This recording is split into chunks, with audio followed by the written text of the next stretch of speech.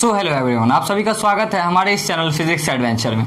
जैसा कि आप लोगों को पता है, हम लोग बोर्ड 2021 के लिए न्यूमेरिकल टाइप क्वेश्चन का भी सीरीज चला रहे हैं। ठीक है, हमारा 2 मार्क्स का जो क्वेश्चन आंसर है वो भी चल रहा है और ये न्यूमेरिकल टाइप क्वेश्चन आंसर है वो भी चल रहा है। न्यूमेरिकल टाइप जो ऑब्जेक्टिव है उसका हर एक चैप्टर का इलेक्ट्रोस्टैटिक्स से लेकर के कम्युनिकेशन सिस्टम तक का, और हमारा जो टिक आउट करने वाला ऑब्जेक्टिव है वो भी चल रहा है। मतलब बोर्ड का जो हमारा एग्जाम होगा 2021 में, उसका प्रॉपर तैयारी आपको इस चैनल पे मिल रहा है।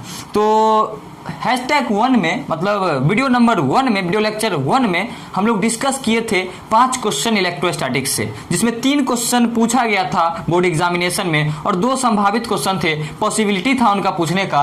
कुछ और इंटरेस्टिंग क्वेश्चन को लेते हैं, इससे आपका कॉन्सेप्ट क्लियर होगा और संभावना है कि ये भी क्वेश्चन कहीं पूछ दे। तो ध्यान से समझना मेरे दोस्त, आपको समझ में आएगा। ठीक है, देख तो दोस्त, यहाँ पर हमको दिया क्या, क्वेश्चन नंबर 6। ठीक है, प्रत्येक क्वेश्चन है, समरूप वैद्युत क्षेत्र में एक इलेक्ट्रॉन व एक प्रोटॉन को रखा गया है, स्थित है, मतलब रखा गया है, उनके त्वरण का अनुपात होगा। अब बोलेगा अरे ससुरा ये क्या हो गया, अभी तक तो पढ़ा है कि अगर समरूप वैद्युत क्षेत्र है तो उसमें फोर्स लगता है F बराबर Q इंटू E। अगर हमारे पास ये वैद्युत क्षेत्र है, ये वैद्युत क्षेत्र है हमारे पास, जिसका इंटेंसिटी E है, ठीक है, वेक्टर E है, तो अगर इसमें हम अगर कोई चार्ज को लाएंगे Q को, तो इस पे फोर्स लगेगा, और फोर्स कैसा लगेगा sir, Q into E। F vector कितना होगा, Q इंटू E होगा। बोलेगा कि इस फॉर्मूले से या तो फोर्स निकाल सकते हैं, या तो चार्ज निकाल सकते हैं, या तो इलेक्ट्रिक फील्ड का इंटेंसिटी अगर 2 दे दिया, एक गायब कर दिया तो एक निकाल सकते हैं। अब ये त्वरण क्या है, एक्सेलरेशन क्यों पूछ रहा है और इसका अनुपात क्यों पूछ रहा है, इसमें तो कंफ्यूजन है। तो थोड़ा सा ध्यान याद करो उस दिन को जब आप क्लास 11th और 9th में पढ़ रहे थे, मत याद दिलाइए सर, बहुत बुरा स्थिति था उस क्लास में। कोई दिक्कत नहीं है, मैं हूं ना, मैं आपको समझाता हूं। आप लोगों ने एक फॉर्मूला पढ़ा होगा, force is equal to mass into acceleration. तो यहां से इस इक्वेशन को मॉडिफाइड कैसे कर सकते हैं हम लोग, फोर्स की जगह पर रख सकते हैं मास, और यहां पर एक्सक्लेरेशन अगर वेक्टर फॉर्म में लिखे तो Q इंटू E, अगर स्केलर फॉर्म में लिखे तो सिंपली हम लोग ma बराबर Q इंटू E भी लिख सकते हैं। ठीक है, तो अब बता, तो इलेक्ट्रिक फील्ड बोल रहा है, चार्ज बोल रहा है, एक्सेलरेशन निकालना है और मास है। अच्छा, इलेक्ट्रॉन और प्रोटॉन को रखा जा रहा है, मतलब इसमें पहले रखा जाएगा इलेक्ट्रॉन को, तो इलेक्ट्रॉन का मास नहीं दिया हो तो मान लेंगे क्या, me मान लेंगे। एक्सेलरेशन निकालना है तो कोई दिक्कत नहीं, ae हो गया इलेक्ट्रॉन का एक्सेलरेशन।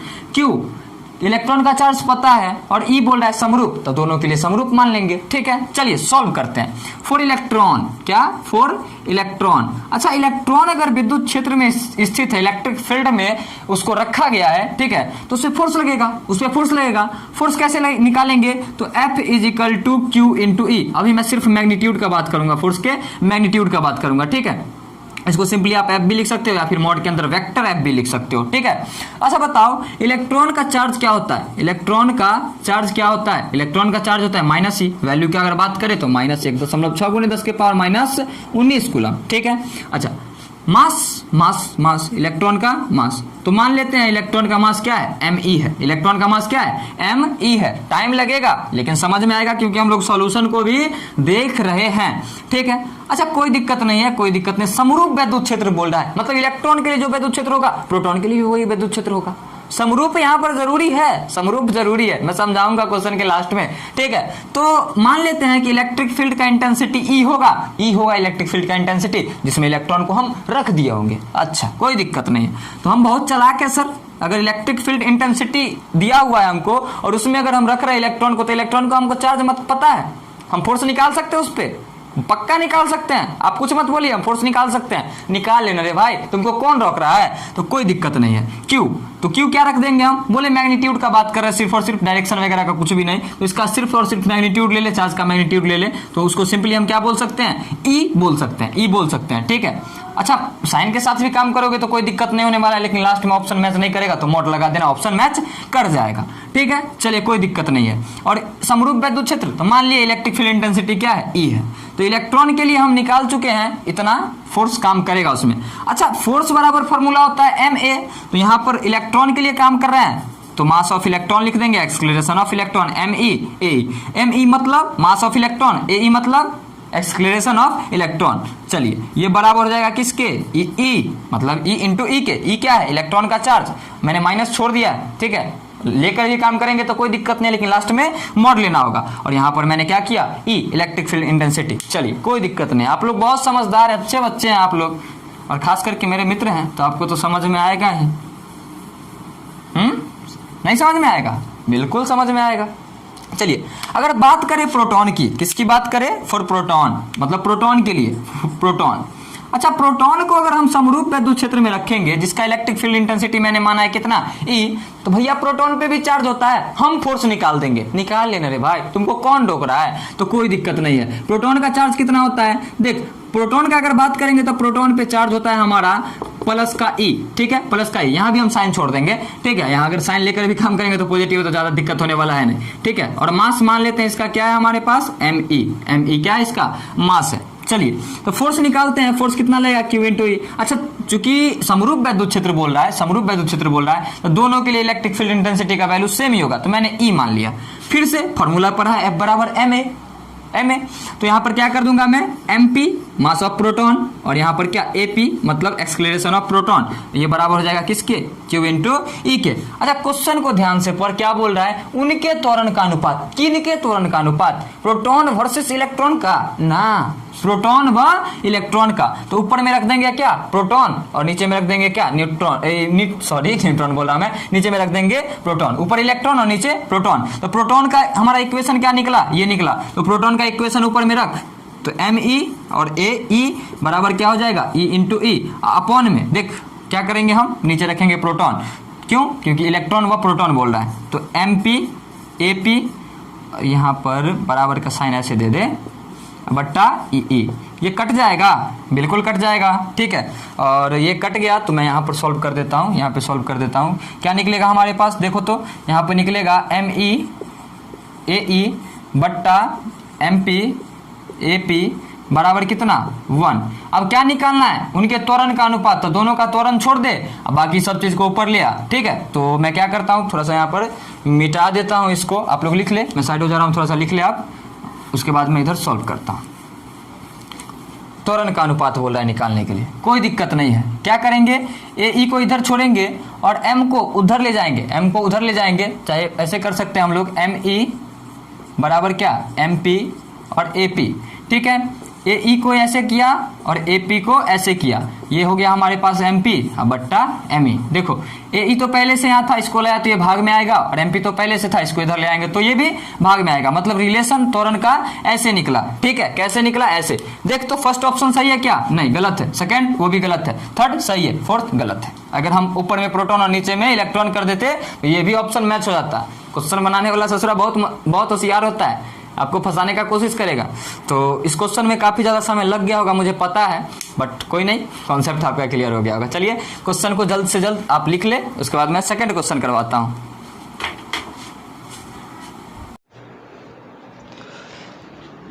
सो फ्रेंड्स, हम लोग अब करते हैं क्वेश्चन नंबर 7। चलिए रेडी है आप लोग करने के लिए? चलिए स्टार्ट करते हैं इसको बनाना।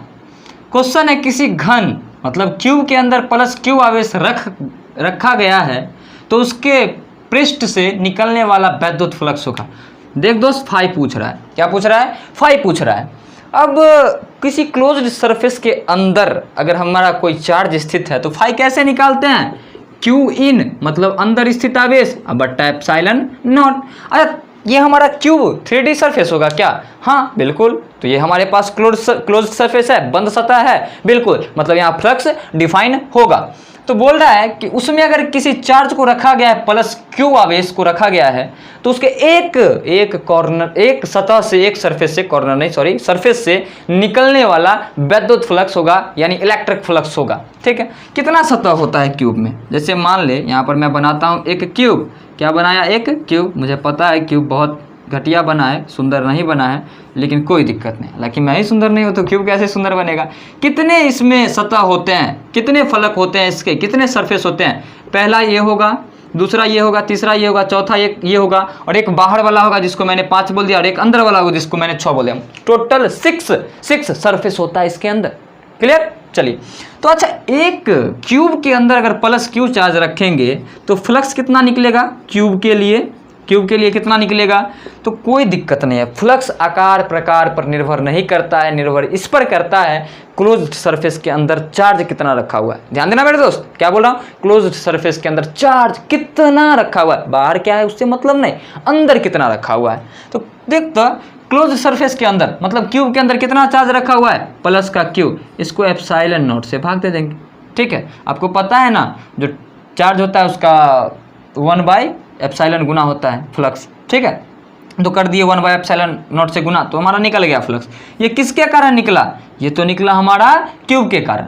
अब ऐसा नहीं है कि ये ऑप्शन सही है, मार दो, गलत हो जाएगा, गया तुम्हारा 1 नंबर। ठीक है, क्या बोल रहा है, एक सरफेस से एक सतह से, तो 6 गो सतह से 6 सरफेस से इतना निकल रहा है, 6 सरफेस से इतना निकल रहा है।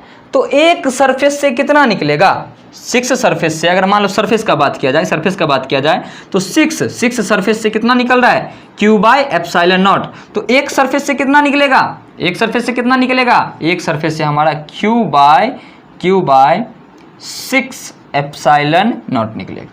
एक सरफेस से कितना निकलेगा, Q/6 एप्सिलॉन नॉट। अब बोलोगे यहाँ पर भाग में कैसे आ गया, तो देखना ये ज़्यादा से क्या कर रहे हैं, कम, तो भाग में आएगा। अगर एक रहता 6 के लिए निकालते तो 6 Q/एप्सिलॉन नॉट होता, लेकिन 6 से 1 में जा रहा है मतलब ज़्यादा से कम में जा रहा है तो भाग में आएगा। तो एक फ्लक्स से कितना निकलेगा, एक सरफेस से कितना निकलेगा, Q/6 एप्सिलॉन नॉट। तो समझ में आ गया, हमारा जो फाई होगा एक सरफेस से कितना निकलेगा, 1 सरफेस से, फाई फॉर 1 सरफेस कितना, Q/6 एप्सिलॉन नॉट। कौन सा ऑप्शन सही है, ये ऑप्शन सही है। ठीक है, चलिए क्वेश्चन को नोट डाउन कर लीजिए, फिर मैं आपको समझाता हूं नेक्स्ट क्वेश्चन। 3 और क्वेश्चन करेंगे।